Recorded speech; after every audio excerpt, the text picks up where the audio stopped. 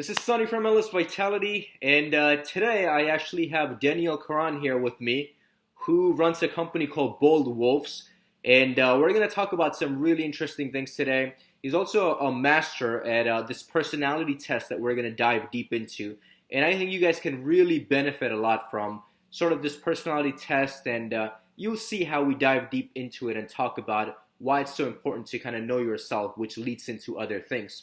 So that being said, Daniel Karan, thank you for doing this kind of interview collaboration video with me. Why don't we just jump into just talking about sort of how we met, and you could go ahead and introduce yourself.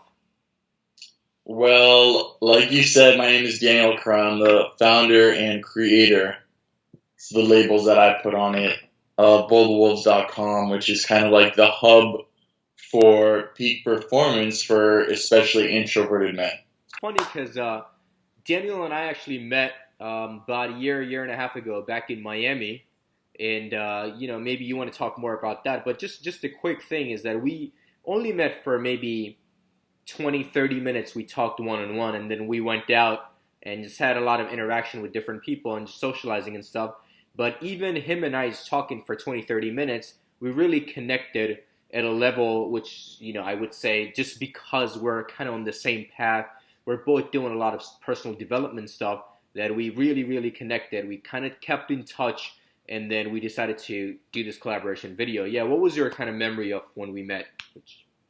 Well, we were introduced from a mutual friend, and it just goes to show, like, we had an hour or two together, maybe like 30 minutes of just us actually talking about important information.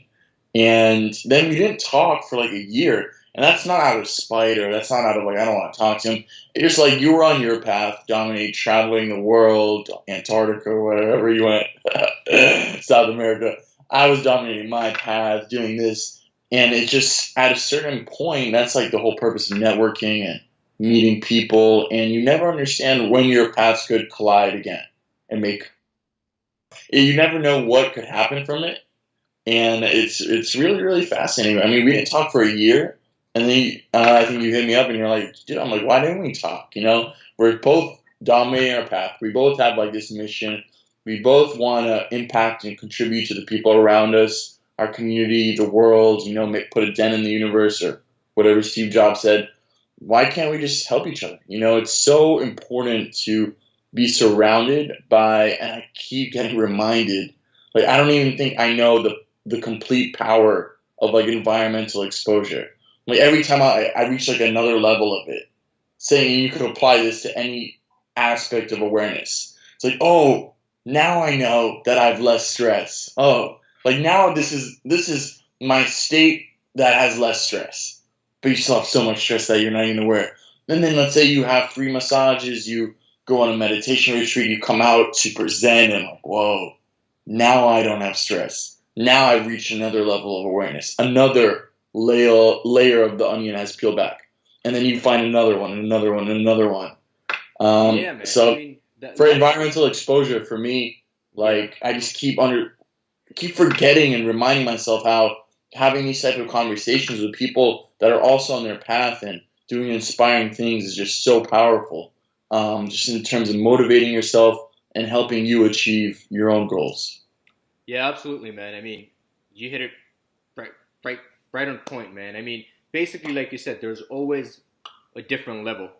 You think you've reached a certain level, what you don't realize is there's another level. And that's why personal development and just kind of learning to become a better version of yourself and just growing your consciousness is a never-ending journey, which you're always on, and it's a lifelong journey, man. And what's also good, just like you were mentioning, is that even though we didn't talk for a year, we reconnected again. And the great thing about that is that whenever you meet someone who is very busy because they're on certain journey, certain path in life, you guys could be best friend without talking all the time. Like you think best friends are supposed to talk to each other all the time, or they should be communicating, X amount of time a week or so on and so forth. But actually, when you get really, really busy in life, you have a lot of really, really close friends that you don't communicate with for months. And I actually have a lot of friends, in like LA and Miami and stuff that I'm very close with. And we'll have, like, when we talk, we'll have very deep conversations, and we'll talk about each other, our lives and stuff. But these are people that I talk to maybe, once a month, maybe once every few months. But yeah, it just goes to show that, when you have connection with someone, it doesn't really matter. And at the same time, when you're a busy person, you're surrounded by people who are on their path and they're busy, you're probably not going to be communicating all the time. So with that being said, why don't we kind of lead into your company, which is called Bold Wolves. And what I wanted to know is, what is Bold Wolves? What does that mean to you? Well, it means a lot of things. It's definitely started off as the path that I'm personally on. Starting off being like a shy, super introverted young adult, a kid. Are you shy? Yeah, once upon a time. Right. Now I'll just be quiet, but I'm not shy. It's like a little difference right there. Being like shy and this, and being like, like, I'm kind of sick of this shit. A lot of things happen in my life, maybe suffering, this, and something that anyone could relate to. I'm not going to get into the specifics, but it's like, damn, like, this is not what I want. This is not, I'm not happy with the status quo. And I believe that the story that I told myself is that I could change it. I was responsible for the choices that I make. I took responsibility. And so I decided, like, every single morning is like, my life right now is because of the choices that I made. Mm-hmm. So, like, I don't live in that kind of victim mindset. And I wasn't happy where I was at. I realized I wanted to be confident. But confidence is just like such a, be confident. It's just like a broad, just like in The Wolf of Wall Street when Matthew McConaughey does the, like, fugazi, whatever. A lot of it is just, like, true confidence. If underlying, like, a very confident person is not really bragging, is not really going over the top. He's really grounded in humility, and it's very quiet. That's like the deepest, strongest levels of confidence. And it's just that self-esteem and that trust that you could accomplish it based on past experience, based on your belief that, like, the universe has your back if you're into that, or whatever it is, And so I kind of detached myself from, and I was like, I really like boldness. And I think a lot of, when people hear boldness, it kind of has a bad rep. It's like bold, it's like, oh, what does that mean?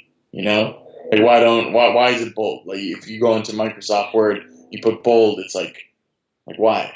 Like, when no one is going to write an entire essay in all bold, that'd just be weird, But maybe it's okay to be weird. Maybe it's okay to do actions that are bold. Then I started all the great people in the world. Not all. I mean, there's so many great people. But, like, I started studying the Nelson Mandelas, the Steve Jobs, the Einsteins, biography after biography. Phil Knight, Andre, like these are recent ones, but I just started studying great people, and I started realizing that in order for them to have made the impact that they had to be bold. In order to make their vision into a reality and to create a lasting impact that creates, like, a lasting change, a positive change in the people around them, they have to be bold. You have to be bold in order to do big things. You have to be bold to think that you could change the world. Like, on a big scale, like, it's not a small idea. Like, it's $1 billion idea. It's a lot of failures to let kind of achieve that big idea, and to take action on that and persevere through all the failure and everything. It takes boldness. So that's where the bold part came from. The wolf part came from is because I think that, especially when it comes down to men, you associate yourself in most cases with two different animals. There's, like, the lion energy and then the wolf energy. And this is going to sound kind of like hokey pokey. That's my word of the week. But, like, there's the lion energy, and it's like, the alpha lion and this and this. And of course, like, there's parts of the lion where like I'll study the line or I'll watch like a documentary. I'm like, damn, the line's such a fucking badass. Like no one's gonna be hating on the lion. I don't think I want to meet the person that's like, oh fuck a lion. I don't even like that. Oh, King of the Jungle, like fuck him. I don't even screw it. Like I don't even. There's not really gonna be that person, right? If he is, it's just like what's going on underneath that surface for him. So I definitely like a lot of parts of the lion. But the wolf, and then there's just one story of the wolf, which is like kind of like the Sigma male, introverted man lifestyle and the path that I'm on, and a lot of people that follow bull wolves is on, like the wolf pack.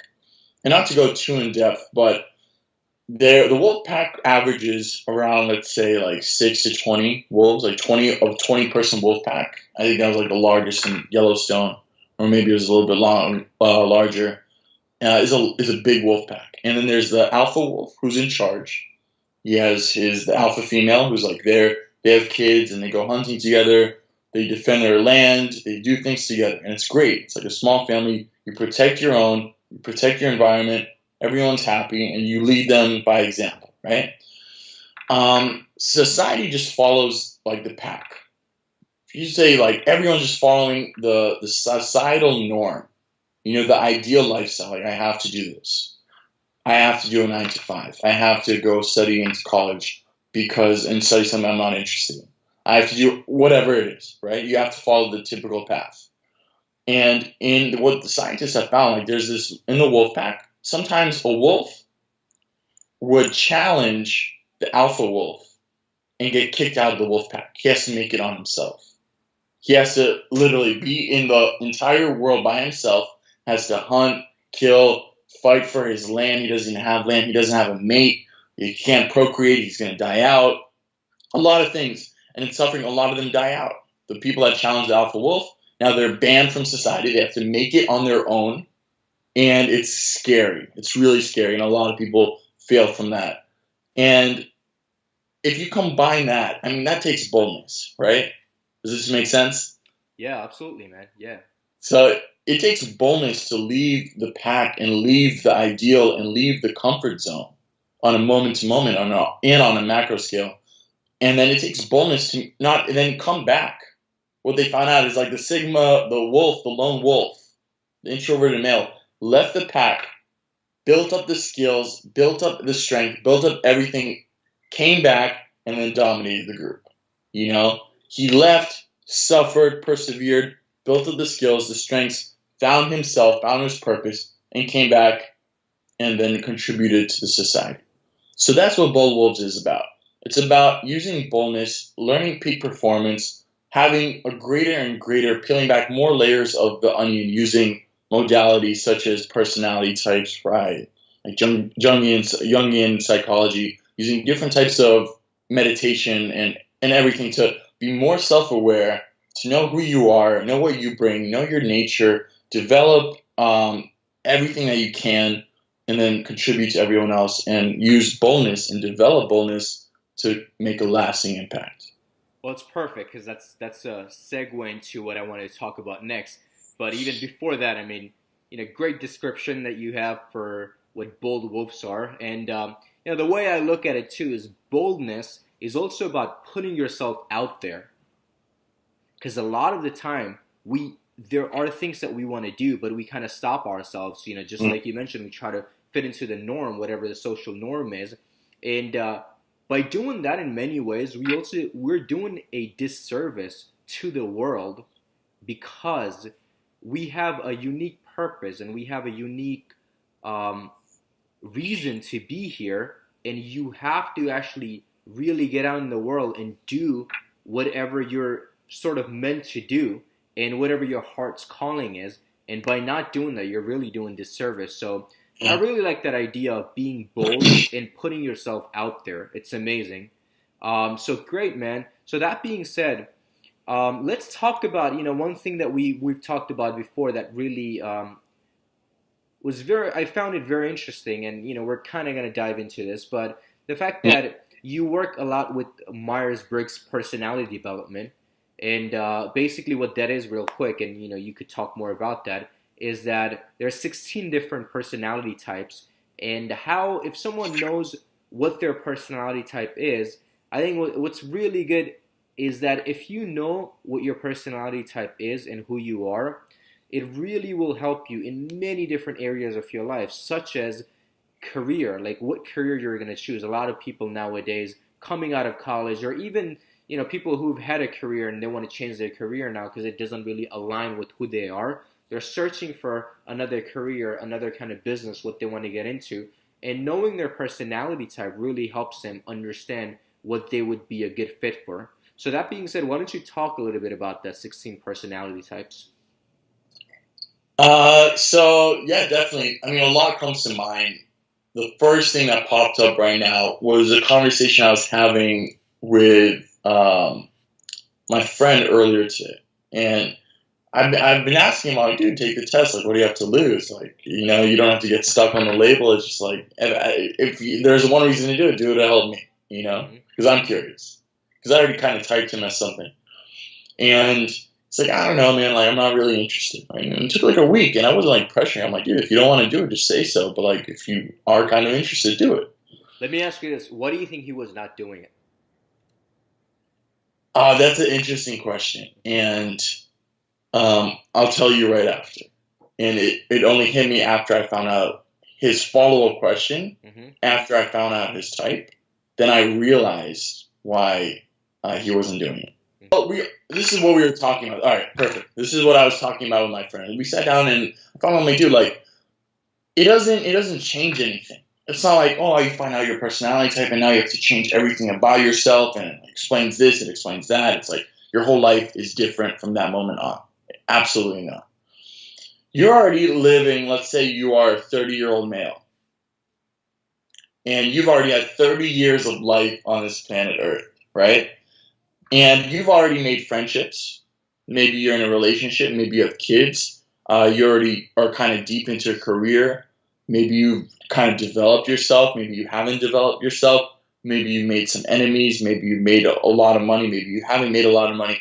A lot of things have happened in 30 years, 20 years, 25 years, 15 years, however old you are, right?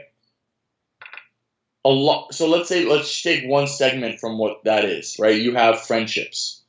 You have a lot of friends, right? Yeah. Ever wonder why some people you're closer to than others? Like, you might consciously think about it and be like, well, my best friend, right? I met him in 8th grade. Oh, I'm best friends with him because we were in the same class. Like, we sat close to each other. And out of, the 20 other kids, like, we just, because we sat close, we started hanging out, and, that's why we're best friends.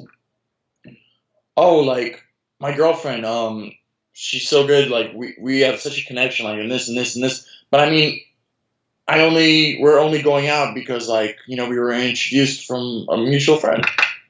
Oh, like, I don't know why I just like personal development because I like working on myself so much. And I especially love this this segment in personality. I love, like, spiritual stuff, but I think, like, anyone likes spiritual stuff. I mean, you could go on and on and on. There's so many sectors. Mm-hmm. Why do I love playing music? Why do I have a music? Like, why do I do that? Oh, I just do it because, my parents told me to do it at a young age. I mean, you could explain it. You could tell yourself a different story in every single facet of that. But the truth is that your personality type, and it's a spectrum. It's not like you're either A or B. It's not a black or white thing. On, like, the extrovert to introvert spectrum, it's a spectrum. So you could be dark gray. You could be light gray. There's never a full white, a full black. Mm-hmm. So let's just take a friendship, for example. Why am I best friends with let's take me, for example, my best friend, he's an ENTP which is ENTP, it's just one of the 16 personality types. And I just thought, until I started learning about this, that he was just my best friend because we sat next to each other in 8th grade, right? But that's not the truth. The truth is his personality type and mine are like a direct match. A direct match. It's like the second best match for me. Wow. And, like, my cognitive functions help his, and his, like, cognitive functions help mine, and it's just like a perfect match. Like, my dream would be to find, like, a female version of his type. Right. So in other words, you guys kind of see the world the same way. We see it very differently, The but process. the way he sees it and the way I see it, it just like creates this perfect like synergy. I would say it like that. No one's gonna see the world like I see it unless they have my same type. However, his functions literally like combined with mine make like this perfect person. Literally. And it's like, I was like, that's kind of a coincidence, right? I guess it's just a coincidence that my best friend is that. Next, my other best friend who got me into this, he's an INTP, and now he's working with Bold Wolves now. An INTP, Christian Anthony. Why is he my best friend? Why is he my best friend? Because an INTP and my type is an INFJ, and I don't want to go too in depth on like science behind it or whatever, is like the golden couple. Like out of all 16 personality types, like there's only one golden couple, and it's his type and my type. That's why we're best friends. Yeah, we do a lot of the same things, but our cognitive functions align, and that's why we're best friends. We didn't know it. I didn't shake his hand. I was like, yo, I'm Daniel. And I'm like, INTP. And he's like, INFJ. And like, we just became best friends. No, we still had to go through experiences together and a lot of conversation. But when it comes down to it, a lot of things are happening below the surface that we're not aware of. Learning Myers-Briggs is a great way to use and develop take another layer of that onion. But another layer of the onion, and just like to be further, like a lot more self-aware. And you can never go wrong by becoming more self-aware. Something that you really focus on in your channel and what the work that you're doing, the craft that you've been developing. It explains so much. And that was just the first example that comes to mind. And you mentioned earlier about mentors. Yeah, so let's talk about that. But so if someone's wondering about what their personality type is, in the comments below, or rather in the description below, I would have a link to the quiz that you can take to know what your personality type is. The point that you were making is self-awareness is obviously something that will benefit anyone. The more self-aware you are, the better you're just gonna do in life, because you understand and the big point that you mentioned is just your best friend, how you guys actually complement each other with the personality types that you are. And these are really interesting things, man. Like, we never think about that, but once you start, like you said, you start uncovering what's going on. I mean, career, friendships, your level of happiness, how you reach flow states. I mean, there's so much that you could really find out about it. Yeah, absolutely, man. So let's talk about the next and the last piece. So, we don't want to go too deep into it and confuse people, but that's where we want to keep it somewhat of a surface level so people can kind of get an intro about this. So that being said, so I know one thing that struck me really was the idea that mentor. So obviously I've talked a lot about mentors, and we all know that in any kind of personal development work, it's always good to learn from someone who's been through similar things that you're kind of going through right now. So in mentorship, one thing that, when you and I were talking, you said is that with this personality type, if you learn from someone who also has the same personality type that you have, you're going to learn so much faster. And it's simply because the way your brain processes something is going to be very similar to the way your mentor's brain is going to be processing information if you are the same personality type. So this is very, I've never thought about that before. And interesting enough, when you told me that, I actually went and found out the famous people who are the same as my personality type, which is ENFJ. And I'm like, wow, I actually love listening to his stuff. I love reading his biographies because, again, we were connecting on that level. Yeah. So why don't you talk a little bit more about that? Now, the first thing that just came up to mind when you said that was I remember one of my good friends, this other person named Christian as well, also an INTP, crazy. He's a jazz major, right? And if he's watching this, he's like, oh shit. So he's a jazz major, and he, I was interested in jazz. I listened to it every now and then. I was like, dude, like make me a playlist. The only person I really listen to a lot besides John Coltrane is Miles Davis. I love Miles Davis. He's my number one. Guess what type Miles Davis is? He's an INFJ, like the same type as me. It hit me. I'm like, what are the chances? Yeah, he's one of the most popular jazz musicians, but I could have fell in love with a lot of others. Like I had a lot of other people in my list, and I was like, you know what? I'll check them all out. And out of all of them, I connected with his style of music the most. There's a lot of other things that could go into explaining that, but just I naturally was connected to a person of my types. So at the core level, whether you agree with personality psychology and typology or you don't, what it explains is that this is your cognitive functions. And when I say cognitive functions, it's how you process information. How you take in information from sensory and stimulus is different per person and per these types. So they narrowed it down to these 16 personality types. And if you are, as an ENFJ, are learning from someone who's also an ENFJ, and let's say there's someone that's a 7-year-old ENFJ that has experienced a lot of things, that has gone through a lot of trials and tribulations, gone through suffering, has persevered, has created like an empire, business, successful, great relationship, kids. Anyone could learn from that person. Anyone in the world, right? Like let's say like Nelson Mandela, right? Anyone in the world could learn from Nelson Mandela, 100%. However, when I read his biography and he's the same type as me, I learn maybe slightly more. Because the way he experiences his situations and how he reflects on it, I'm like, wow, I really see where he's coming from. I really understand why he took that lesson at that moment. I understand why he did this. Yeah, we had different upbringings. Yeah, I didn't go to jail for 29 years. There's a lot of differences in our lives, like a lot. However, when it comes down to it, how he processes information is very similar to the way I do, right? So you have to be careful of the people that you're listening and taking in information from. Yeah, anyone can learn from Nelson Mandela, right? And if you are an ENFJ and you're taking lessons from someone that's like an opposite type, right? For example, a lot of introverts fall into a lot of extroverted advice where it's like, just take more action. Take more action. You need to take more action. Action is extremely important. Don't get me wrong. Action is so important. Like you won't have anything in the world without action.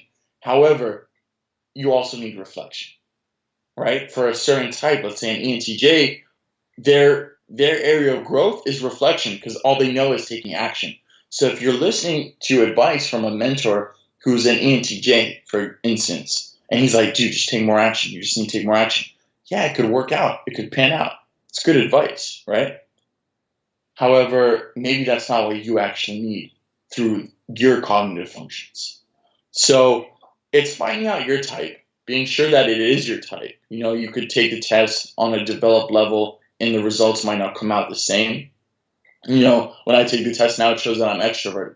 Just because I've developed social skills, I've talked to thousands of people through my job in hospitality and other areas in networking, that now it shows I'm extrovert, but I'm not.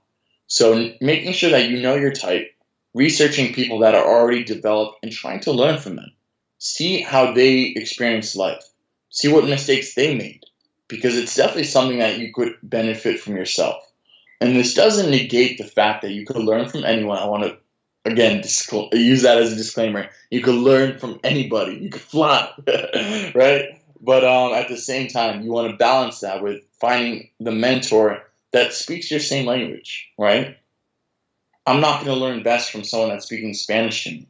I'll learn best from someone speaking my same language. So finding someone that's a more developed version of you that speaks the same language has an extremely powerful effect on you. That would be my recommendation. And that's what we kind of started with Bold Wolves. Perfect. That is perfect, man. I think we've touched on a lot of different things here. But if I were to summarize this, I would say, just like you talked about bold wolves, is that it's very important that you want to be bold in life. You want to be bold because unless you're bold, you're not going to make a huge difference in the world. And people who made a huge difference, they were bold people. Take, for example, Rosa Parks. When she decided not to stand up and go in the back of the bus, she was being bold. And the changes that she made, the civil changes that she made. Even someone like Gandhi, when he stood up against the British rule, he was being bold. So you have to be bold if you're going to make huge impact in the world. So that's a big one. And then, like we talked about the personality types, it's very important to know your personality type, because if you do, then you could choose certain paths that are going to be right for you, that kind of clicks with who you are. And then the big one, like you mentioned about mentorship and choosing the mentor that you click with because you guys are the same personality type. That's like a new thing for me, and that's kind of my takeaway from a lot of the conversation that you and I had. So just looking at a lot of the people that I like listening to or reading are sort of the same personality type that I am. So that's great. So I'm actually gonna have obviously, like I said in the description below, I'll have the quiz so you guys can take it and you can find out what your personality type is. But again, Daniel here actually does, I mean, what you listen to is just kind of like the tip of the iceberg. Daniel does a lot of work on personality and like uncovering. So I hope you actually got something out of that interview video that you just saw. And my apologies because of the audio and video sync wasn't working properly. And also the video actually got cut off towards the end. But I still wanted to post the video because I didn't want perfection to be the enemy of good. I think it was a good video. I think Daniel and I talked about a lot of stuff that's very important and something that's going to benefit each and every one of us. But yeah, it didn't work out perfectly just because it was my first time actually doing a Skype recording. I've done videos before with people just like next to me, and we'll do interviews, and I've done like online stuff, but I just haven't actually recorded a Skype session. So I guess the recorder that I had wasn't working perfectly. So again, my apologies about that. I actually learned my lessons the hard way. So I'll be careful next time. And so thank you again, and I'll see you next time.